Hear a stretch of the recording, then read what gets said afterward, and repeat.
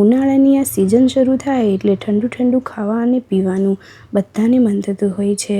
Ice cream, ગોલા કે પછી શરબત જેવી અનેક વસ્તુઓ બધાને યાદ આવે છે. તો આજે એમાંથી જ આપણે બનાવી લઈએ એક ઠંડી ઠંડી લસ્સી, જે ઘરે આસાનીથી અને ઝટપટ તૈયાર થઈ જાય છે. એમાં પણ આપણે 2 ફ્લેવર તૈયાર કરવાની છે, કોકોની અને ઇલાયચી ફ્લેવરની.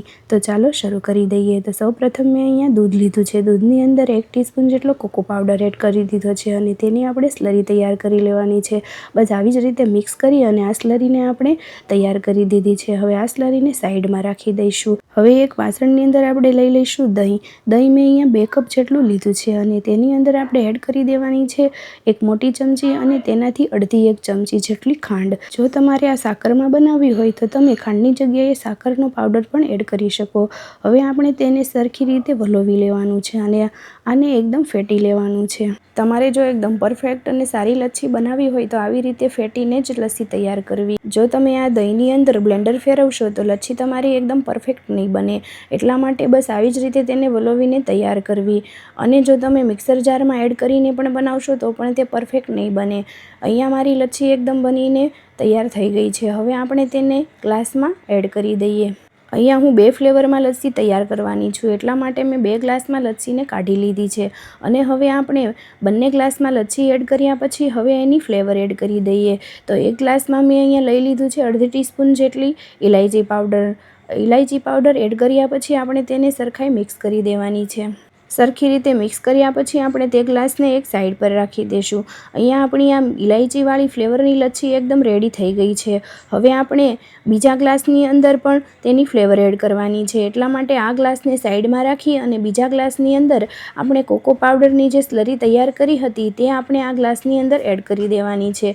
કોકો પાવડરની સ્લરી મેં અહીંયા 2 ટીસ્પૂન લીધી છે અને તેને પણ સરખી રીતે આપણે મિક્સ કરી દઈશું. લચ્છીની અંદર જે દહીં એડ કર્યું છે તે દહીં મેં આગલા દિવસે જ રેડી કરેલું છે અને તાજું અને એકદમ મોળું દહીં જ આ લચ્છીની અંદર વાપરવું. જો તમારું દહીં ખાટું હશે તો લચ્છી એકદમ પરફેક્ટ પણ નહીં બને.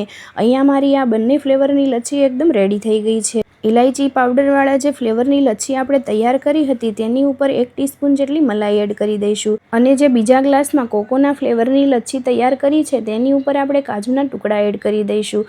લચ્છીની અંદર જે દહીં લીધું છે તે મેં આગલી રાતે જમાવા મૂકી દીધેલું હતું અને તે દહીંને મેં સવારમાં ફ્રીજમાં મૂકી દીધું. એટલા માટે તે ઠંડુ ઠંડુ પણ થઈ ગયું છે અને પછી મેં આ લચ્છી તૈયાર કરી છે. જ્યારે પણ તમે લચ્છી તૈયાર કરો ત્યારે તે દહીં જે લ્યો છો તે એકદમ તાજું અને એકદમ મોળું લેવું, તો જ તમારી લચ્છી એકદમ પરફેક્ટ બનશે અને તો જ તેનો ટેસ્ટ સારો આવશે.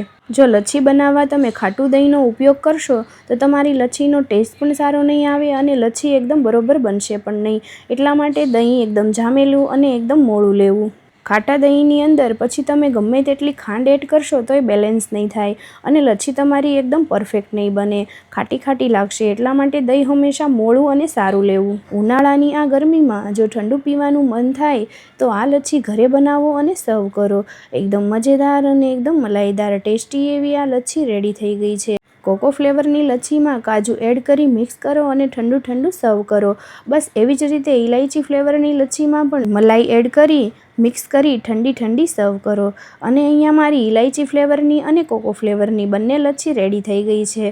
લચ્છીની અંદર જે દહીં એડ કર્યું છે તે ઠંડુ ના હોય તો તમારે પહેલાં લચ્છી તૈયાર કરી લેવી અને જે ફ્લેવરની તૈયાર કરવી હોય તે ફ્લેવર એડ કરી અને પછી તેને ફ્રીજમાં રાખી દો. 15થી 20 મિનિટ ફ્રીજમાં રાખી પછી તેને ઠંડી ઠંડી સર્વ કરો. તો કેવી લાગી આજની ઇલાયચી અને કોકો ફ્લેવરની લચ્છી?